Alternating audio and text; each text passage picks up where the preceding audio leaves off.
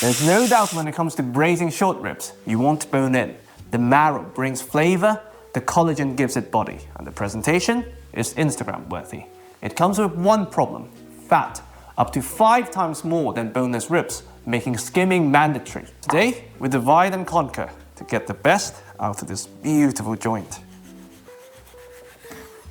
Bones, 200 degrees Celsius, 1 hour to render some of the fat, but more importantly, to get even Maillard reaction, starting to build those deep, roasted and meaty flavors. All of a sudden, we're just braising some very evenly shaped beef chunks. Hot pan, high smoke point neutral oil, beef goes in.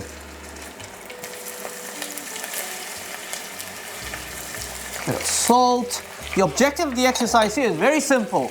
Once again, we want to cause the Maillard reaction, and later on, caramelization, which will give us some nutty depth, and together, what differentiates this from boiled beef. And to get the best browning, do them in batches. Don't crowd your pan, otherwise they'll start steaming themselves. Once everything is beautifully browned on all sides, beef comes out. And we deliberately kept them chunky, A, to factor in the shrinkage, and B, to get this meaningful browning without having to overcook the beef too much. We skim off almost all of the fat, factoring in the marrow will reintroduce some extremely yummy fat later.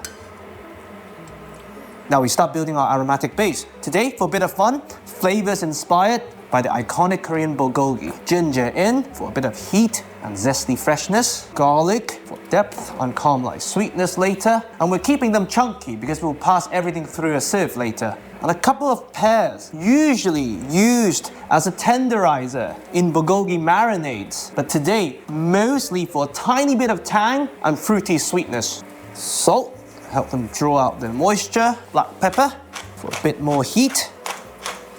And we saute them first to evaporate most of the surface moisture, then to build flavor through caramelization, especially for the pear, to reinforce the nutty complexity we just developed. And another reason why we want to front load all the fat skimming is the moment you introduce other ingredients, the fat starts to take on the fat-soluble flavors. When you skim the fat late in the cooking process, you are, in essence, taking away some of those flavors. And as usual, the recipe is just a guideline on how I like to manage short rib fat. Throw in whatever aromatics you fancy.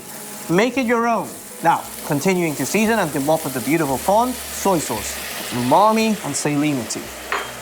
And to reinforce the caramelized sweetness, and to give this a glaze, a bit of honey or brown sugar.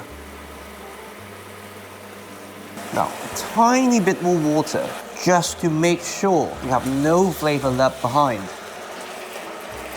As usual, before we add the rest of the water, beef goes back in. Manage stacking efficiency to minimize flavor dilution. Fingers crossed for one layer, resting juices back in, necessary dilution.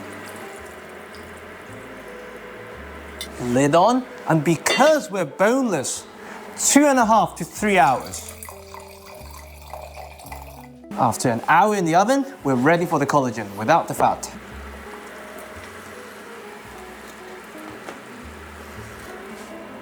Now here, we still have a really hot tray with some really yummy fat and a very hot oven. The world is your oyster. Today, following the theme, just some onion. After a bit less than 3 hours, we fish out these beauties. Oh my God, look at that. We remove all the solids and we simply reduce this to the desired consistency. Once we're happy, stove off, and a very small dash of toasted sesame oil, just for the aromas. Beef fat onions. Look at that. Oof. Beautiful braising liquid. And generous amount of scallion on top. And this is braised short ribs with bulgogi flavors.